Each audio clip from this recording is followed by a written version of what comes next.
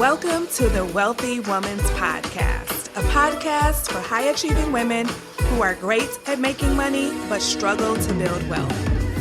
You'll learn how to take control of your money, increase your net worth, and make more. Ladies, it's time to create a life with more money and more freedom. Let's dive in.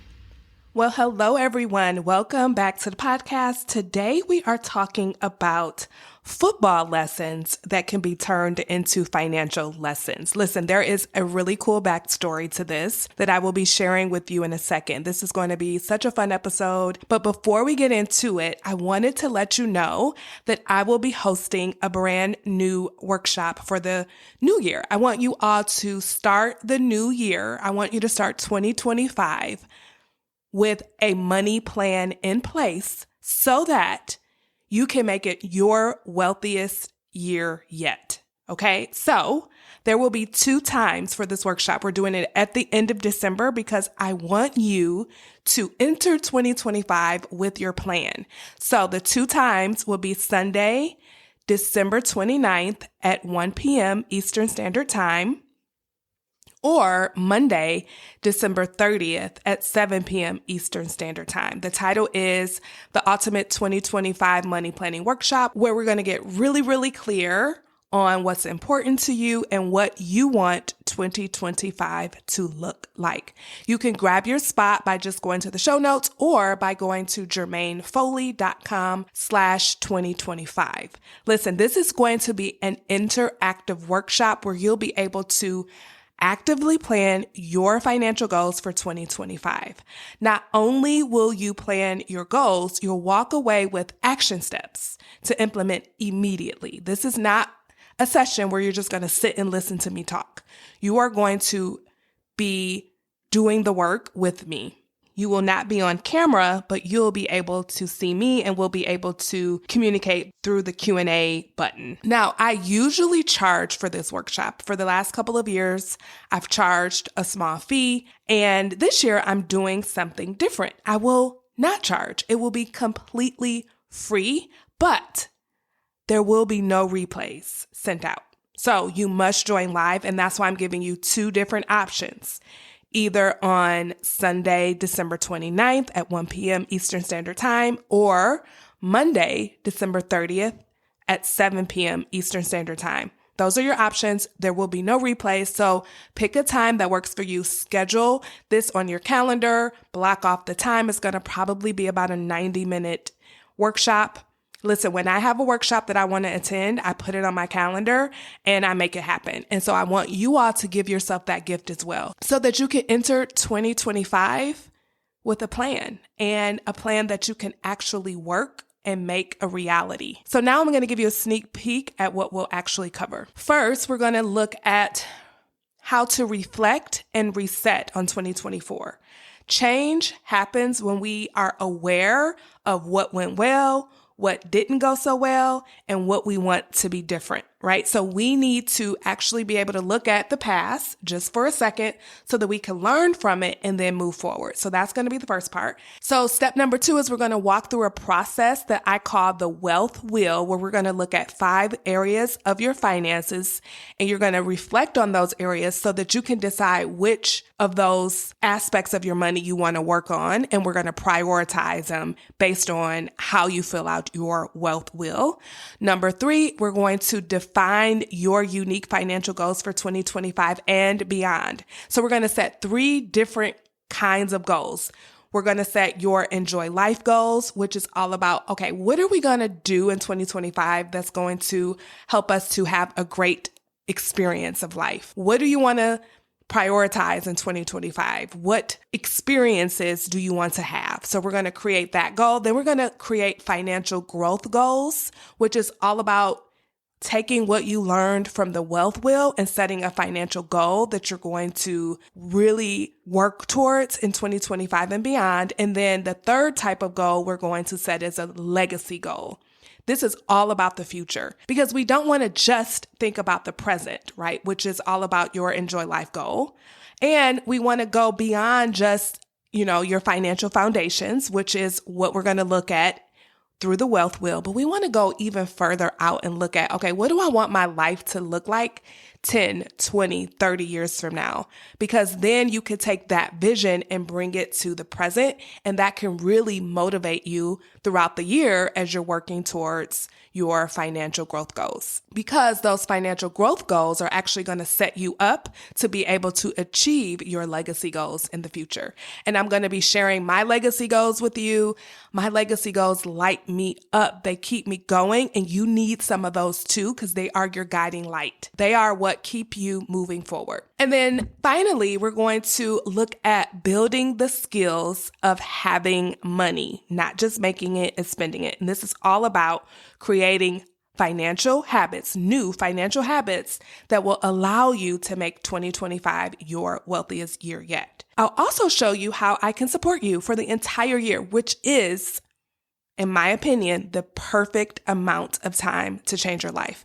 This is the perfect time to reset and say, okay, I'm giving myself a year to completely change my financial life. Listen, you've been handling your money a certain way for decades. And to expect that all of that will change overnight is not reasonable. So why not say I'm giving myself a year? And so I'll tell you how I can support you over the year.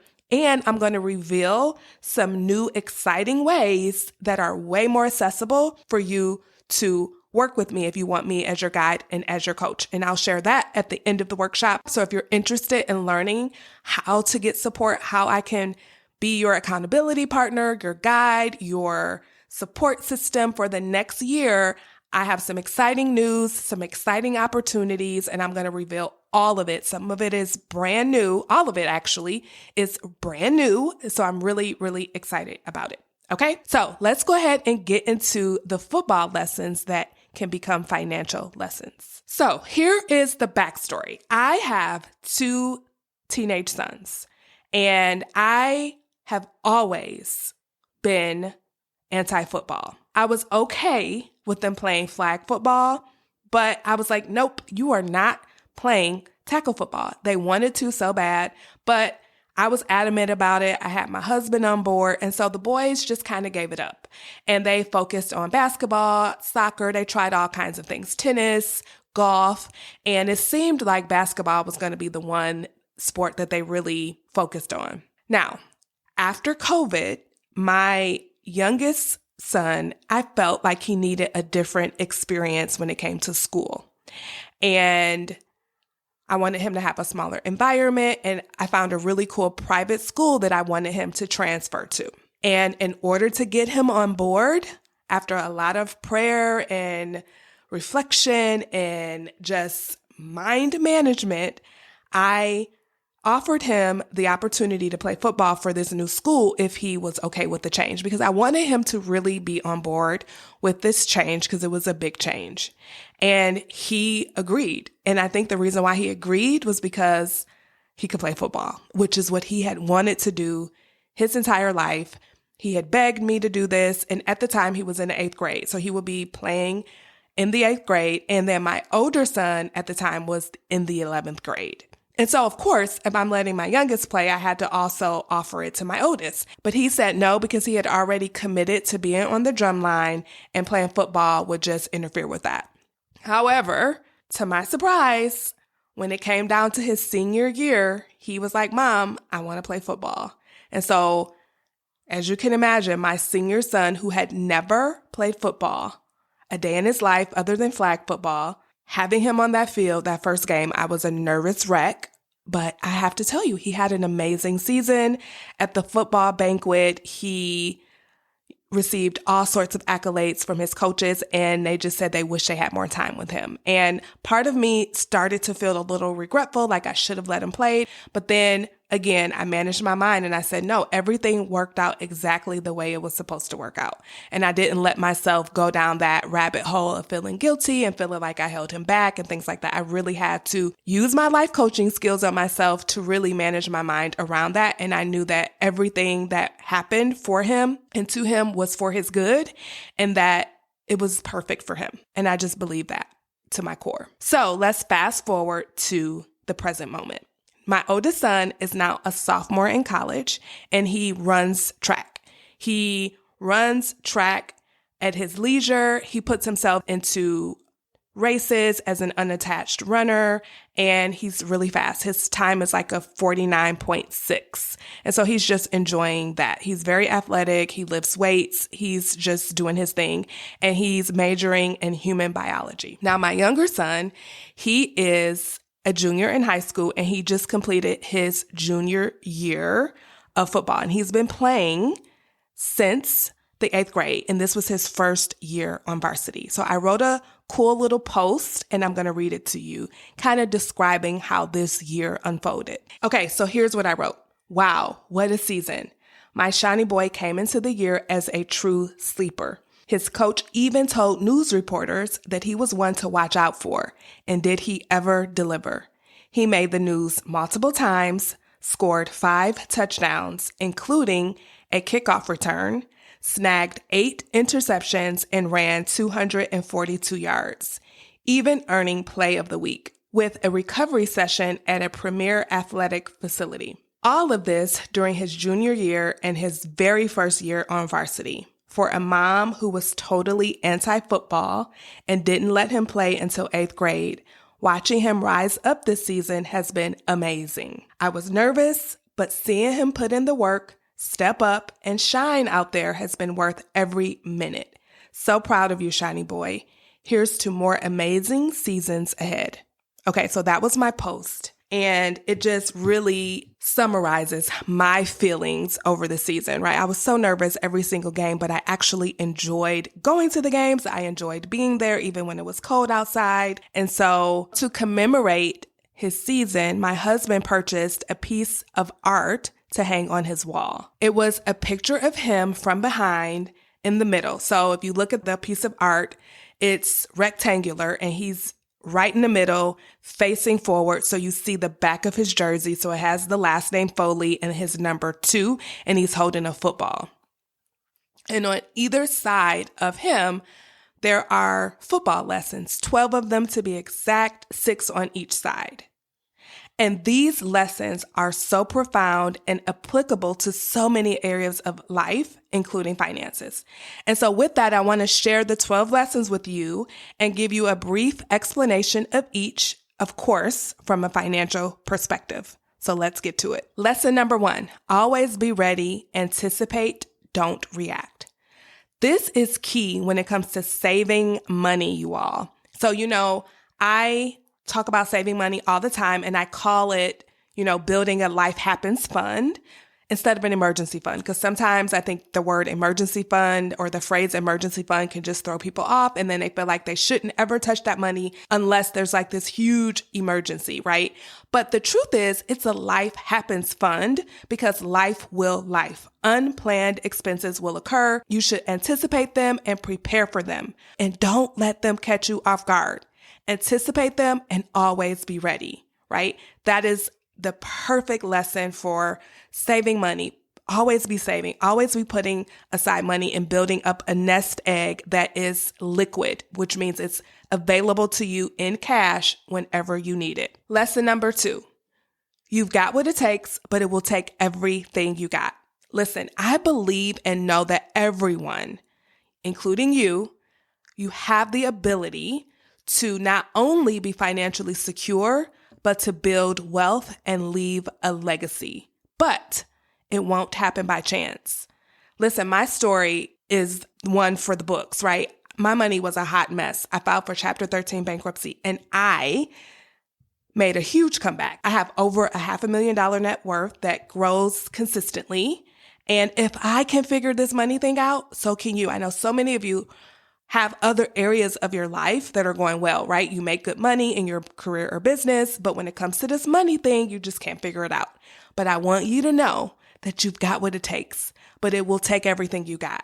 It will not happen by chance. You will not change your life by chance. And like I said, if I can do it, anyone can. There is nothing wrong with you. You are not a special snowflake that just can't figure this money thing out. You can figure it out too, but it will take effort. And you don't have to go at it alone. You can get support. And I would love to be part of your support system. And Joining me for the 2025 Money Planning Workshop will be the perfect way to get my support and to have me on your team. All you have to do is go to jermainefoley.com/2024 to secure your spot, or go to show notes and sign up. Remember, you'll have 2 dates to choose from: Sunday, December 29th at 1 p.m. Eastern Standard Time, or Monday, December 30th at 7 p.m. Eastern Standard Time. I wanted to pick 2 different days to give all of you an opportunity to join me. And remember, there will be no replays, which means you have to join live in order to get my help planning your financial year for 2025. Number 3, be humble when you're victorious. Listen, when you're doing well, don't think too highly of yourself. Yes, be proud of your accomplishments. Be proud of yourself, knowing that you worked hard and you deserve to celebrate yourself. But never look down on others who may not be where you are. You are not better than them. You just made different decisions and different choices, and that's how you got a different result. Number 4, your character is more important than how good you are. Listen, always do the right thing when it comes to money. Even when no one is looking, just do the right thing. It will pay off forever. Number 5, communication is crucial to succeed. Listen, if you are in a partnership or in a marriage with someone and you share money, communicate, okay? And even if you don't have a partner, if you're not married, you want to communicate with your money. And I teach this in the Wealthy Woman's Academy, and I call it, have a monthly date with your money. Don't avoid your finances. Treat your money like a person that you're in a relationship with. Would you ignore someone that you love? Would you ignore someone that you want to be around, right? If you want your money to be around you and not just dissolve and fly away from you, then have a relationship with it. Sit down with it on a monthly basis. See what's going on with it. Don't ignore it, because anything you ignore will dissolve, but what you focus on will grow and expand. Number 6, you play how you practice. I really struggled with this one, and I was like, maybe I should leave that one out. But I think this is the perfect time to introduce a couple concepts with you that I've never talked about on the podcast before. You play how you practice. So there's this concept called mental rehearsal, where you mentally rehearse how you will be when you reach a certain point in your life, right? So you can say, okay, when I have $1 million net worth, what kind of car am I going to drive? How am I going to be handling my money? Am I going to be ignoring my money? Am I going to be intimately involved? Am I going to be overspending that money? Or am I going to have a careful relationship with that money? Am I going to care for my money? Am I going to plan how I'm going to use that money? And sometimes we get it twisted and we think, well, if I have $1 million, I'm going to buy whatever I want. But think about that seriously. If you have $1 million, if you've gotten to a place where you have created $1 million net worth, do you think you got there by being impulsive with your spending, by ignoring your money, by being stuck in credit card debt, by not saving? Of course not. So if you have that money, that means that the person you were to get it did not overspend. They planned their spending ahead of time and they weren't impulsive, right? They didn't rob their savings every time they felt an impulse to buy something that they didn't have the money for. They didn't stay deep in debt. They invested, right? They didn't just use their money for emotional reasons, right? When they felt emotionally bored or sad, or just like they, needed a pick-me-up. They didn't indulge in retail therapy. So you play how you practice. Practice being the person who has $1 million net worth, and then truly ask yourself, what did I do to get there? And the answers will come to you, and it won't be what you think on the surface. It won't be, well, if I have $1 million, I'm just going to do whatever I want. No, that's not how you get to $1 million. You get to $1 million through discipline. You get to $1 million through planning. You get to $1 million by my do both method, which allows you to build wealth and enjoy life at the same time, right? You don't deprive yourself all the way to $1 million. That's not going to work. You will burn out and give up very soon after you start, right?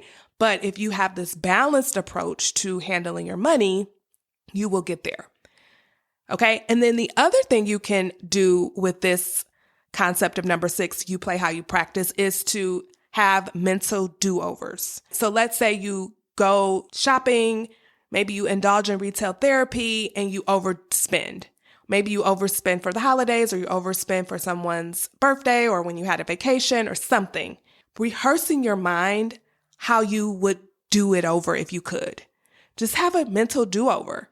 And then the next time that situation arises, you can play how you practice, right? You can play how you pretended you would do it over again. Okay, so I think those two ways really can help you to play how you practice. Number 7, celebrate wins, but learn from losses. Oh my gosh, this is probably my favorite one because we do not want to let losses cause us to quit. This is the biggest thing I see with women. Once they have a setback, they want to quit. And that is not the time to quit. That is the time to double down. It is the time to learn from your mistakes. It's to learn. So let's say you have some unexpected expenses that occur and you weren't prepared for them. I find that these are the setbacks that people really let derail them, right? So let's say they're on a roll, they're saving, they've got a nice little life happens fund that's accumulating, and then boom, life happens, something unexpected occurs, and maybe they don't have enough money to handle it. That is when most people quit. And that is the time to double down. So instead of letting that situation derail you, you can let it motivate you.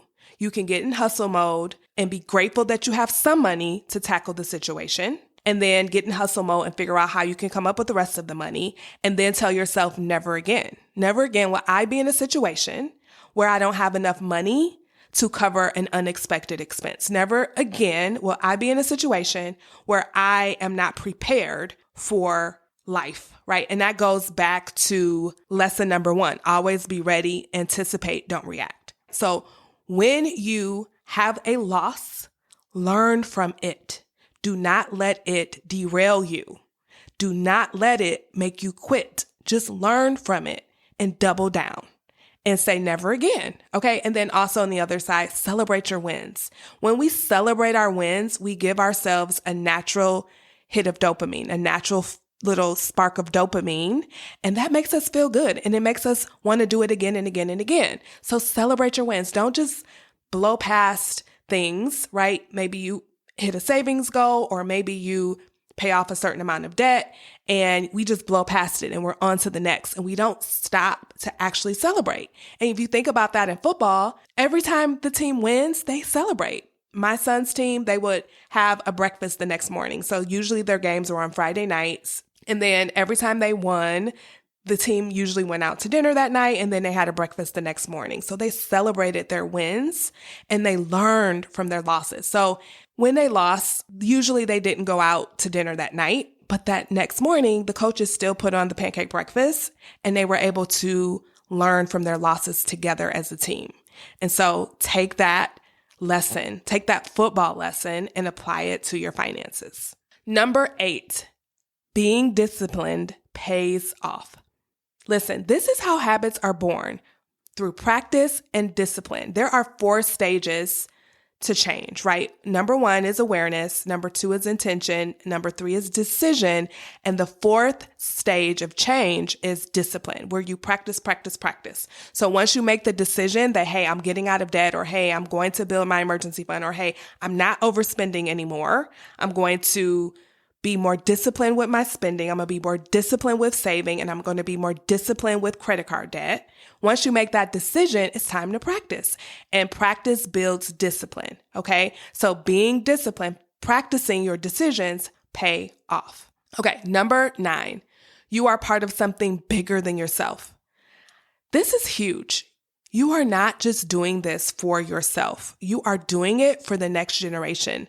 Even if you don't have kids, you can pick relatives. I have one client that she doesn't have any children, but she has nieces and nephews and she wants to set them up. You could have causes that are important to you.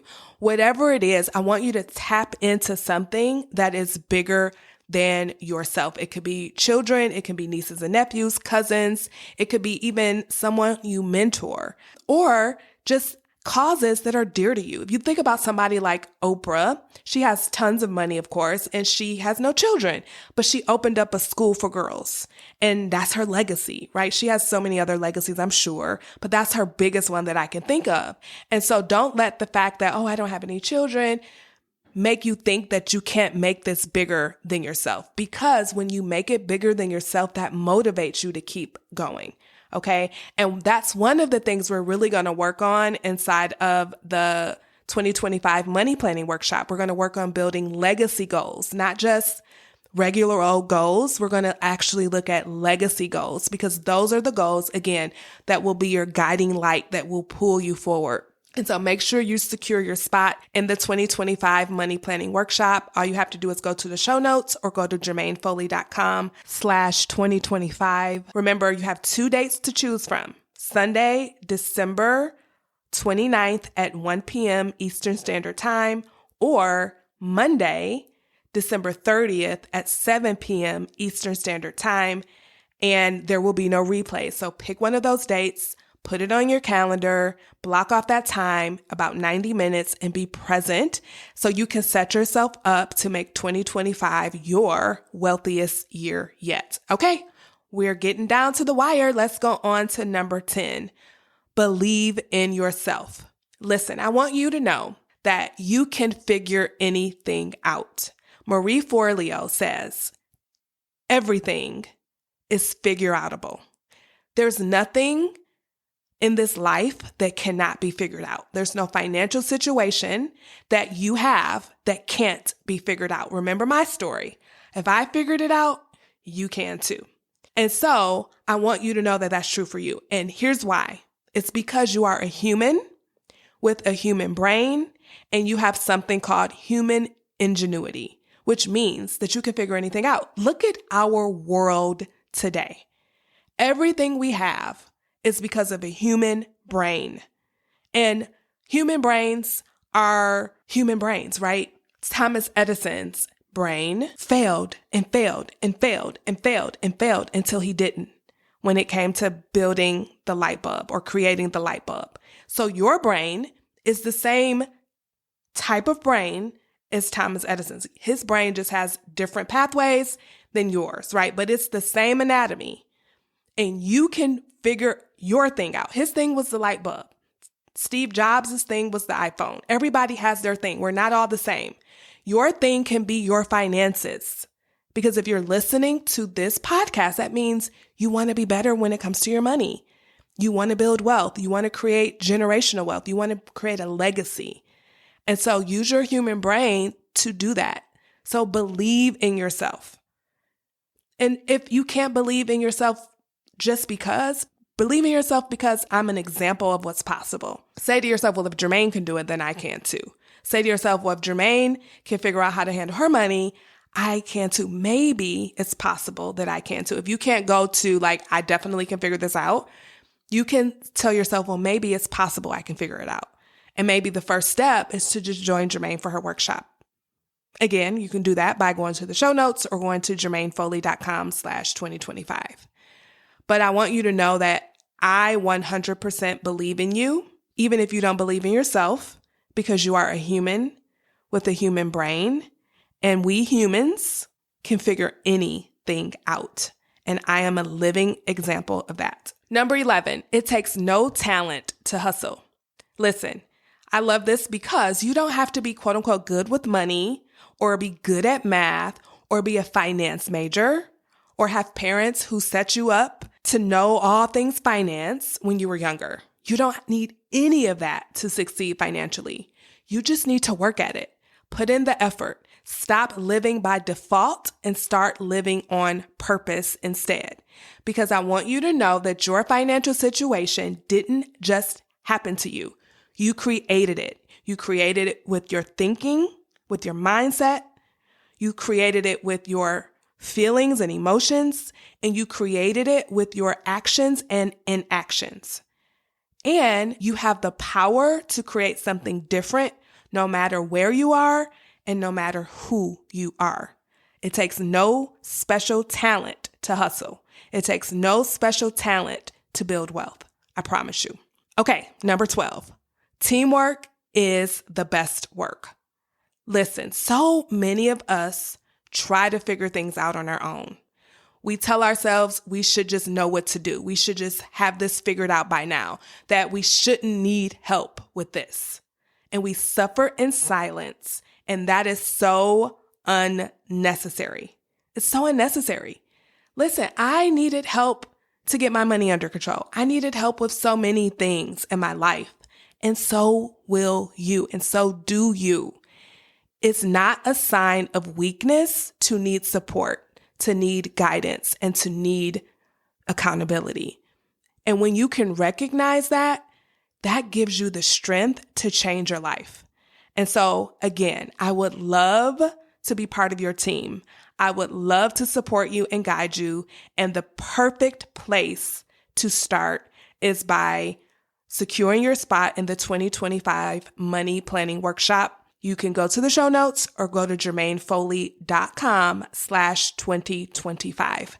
I hope to see you there, and I will see you next time. Bye-bye. Hey, before you go, if you're ready to create a life with more money and more freedom, then you're invited to join the Wealthy Woman's Academy, my signature coaching program where you'll learn how to take control of your money and build wealth without sacrificing your lifestyle. To get started, head on over to jermainefoley.com/WWA. That's Jermaine with a G. See you over there. Bye-bye.